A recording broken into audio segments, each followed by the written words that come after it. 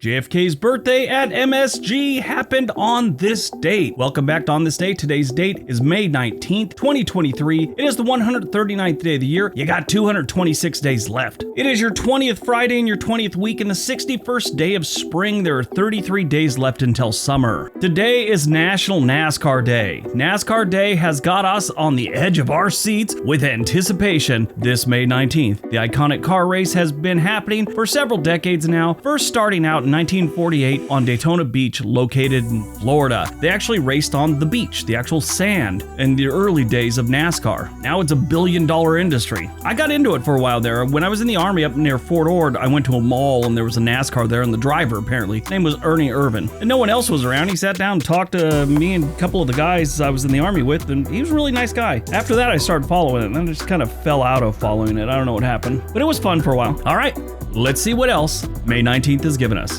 1749, King George II of Great Britain grants the Ohio Company a charter of land around the forks of the Ohio River. 1828, U.S. President John Quincy Adams signs the Tariff of 1828 into law, protecting wool manufacturers in the United States. 1883, Buffalo Bill's first Buffalo Bills Wild West show opens in Omaha, Nebraska. 1921, the United States Congress passes the Emergency Quota Act, establishing national quotas on immigration.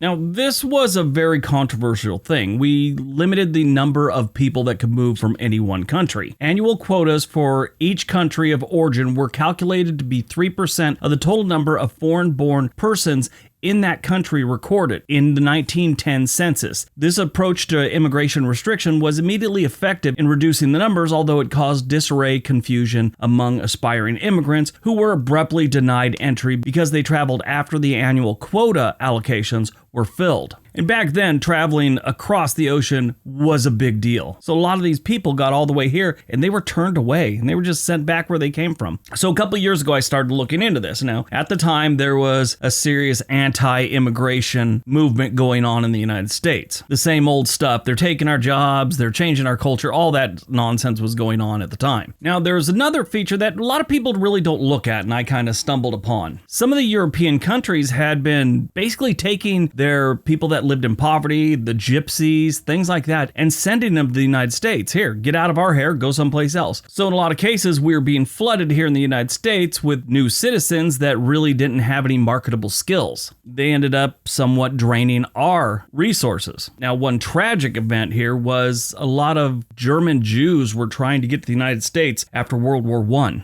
We turned a lot of them back, and they had to stay there all the way up to World War II. In 1924, the Immigration Act of 1924 reduced the quota to 2% from those countries, and it was represented by the 1890 census. So they lowered the percentage of a number that was calculated about 30 years prior. After a while, they revised that one too and changed the numbers, but yeah. It continued to be in place until the Immigration and Nationality Act of 1965. This removed the quota system and based immigration on skills and family relations within the United States. 1942, World War II. In the aftermath of the Battle of the Coral Sea, Task Force 16 heads to Pearl Harbor for repairs. 1962, a birthday salute to U.S. President John F. Kennedy takes place at Madison Square Garden in New York City. The highlight is Marilyn Monroe's rendition of Happy Birthday. This is a classic piece of newsreel and a strange little part in American history because it's rumored that he was having an affair with Marilyn Monroe at the time. Some people say it was true, some people say it was not. The people that watch these videos are a little more reasonable. On my other channel, if I were to say that, you'd have about 20 people go, no, it is proven. It's never been proven. They always do that. It's not a conspiracy, it's a true thing. Were you in the bedroom with him? Do you know that for sure? Do you have some video? If you don't, it's a conspiracy. Sadly, on my other channel, I get weird emails all the time, and it's always someone that feels very entitled and their opinion's the only one that matters. And they're always very condescending in their emails. And I like to give them a little treatment back. And it is one of the true joys I have in my life, sadly. My favorite thing to do is when they say, you're not going to talk that way about my city. I'm like, I already did. That's why you emailed me. So you're too late. 1986, the Firearm Owners Protection Act is signed into law by U.S. President Ronald Reagan.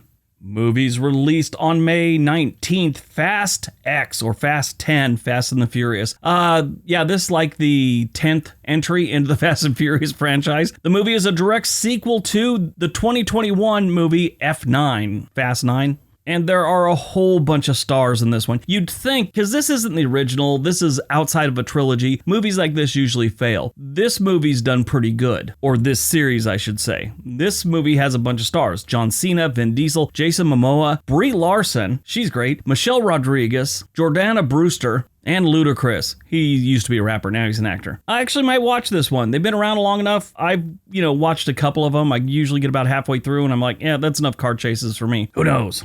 Born on May 19th, 2003, JoJo Siwa, dancer, singer, actress, and social media sensation who has earned over 12 million subscribers and more than 2.6 views on her YouTube channel. It's JoJo Siwa. This is where she does comedy sketches, vlogs, Q&As, challenges, and other fun videos. In 2016, she released her debut album, Boomerang. She signed a talent deal with Nickelodeon in 2017, and in 2020, she was included in Time Magazine's list of 100 most influential people in the world. She's quite a little firecracker. My granddaughter loves her. I've watched her with my granddaughter, and yeah, it's a lot of colors, a lot of dancing, a lot of singing. Can't deny the girl's talented, even if it's not your thing. She began dancing before she was 5 years old and learned to love hip-hop dance over any other style. She enjoys jazz, contemporary, and lyricals as well. If you ever watch my vlogging channel, my pig likes to wear bows on her hair, and they're always JoJo Siwa bows. This girl sells bows. Died on May 19th. 1994, Jacqueline Kennedy Onassis. That's kind of ironic. Her husband's birthday with the woman that he was having an affair with, and she dies on his birthday. Everyone knows who Jackie O is. She is the former First Lady of the United States and widow of President John F. Kennedy, who was seen throughout the world as a symbol of American style, elegance, and grace. She was one of the classiest First Ladies we ever had. I mean, they're all kind of special in their own little way, but she was like what the model for a First Lady should be. At least that's my opinion. In November of 1993, Onassis was thrown from her horse while participating in a fox hunt in Middleburg, Virginia, and she was taken to the hospital to be examined. A swollen lymph node was discovered in her groin, which was initially diagnosed by the doctor to be caused by an infection. The fall from her horse contributed to her deteriorating health over the next 6 months. She was eventually diagnosed with non-Hodgkin's lymphoma, a blood cancer. She began chemotherapy in January of 1994 and publicly announced her diagnosis, stating that the initial prognosis was good. In early May of 1994, her cancer was deemed terminal. Onassis made her last trip home from the hospital on May 18, 1994. The following night at 10:15, she had passed away in her sleep in her Manhattan apartment at age 64 with her children by her side. Her son, John F. Kennedy, the next morning said that his mother had passed away, stating that she had been surrounded by her friends and her family and her books, all the things she loved. On May 23, 1994, her funeral mass was held a few blocks away from her apartment at the Church of St. Ignatius Loyola, the Catholic parish where she had been baptized in 1929 and confirmed as a teenager. She was interred at Arlington National Cemetery in Arlington, Virginia, alongside President Kennedy. All right, that's today's video. Hope you guys enjoyed it. Hope you got some information out of it. Now go out, have a great day, and be nice to each other.